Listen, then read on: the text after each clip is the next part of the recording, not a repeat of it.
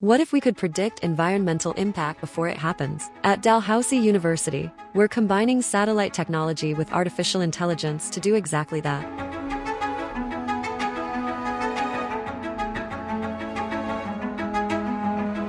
Our research integrates data from multiple satellites, creating the most detailed methane maps ever developed for agricultural use. Every pixel tells a story about emission patterns and their environmental impact. This isn't just about monitoring, it's about prediction and prevention. Our AI system can forecast emission patterns 48 hours in advance, giving farmers time to take action.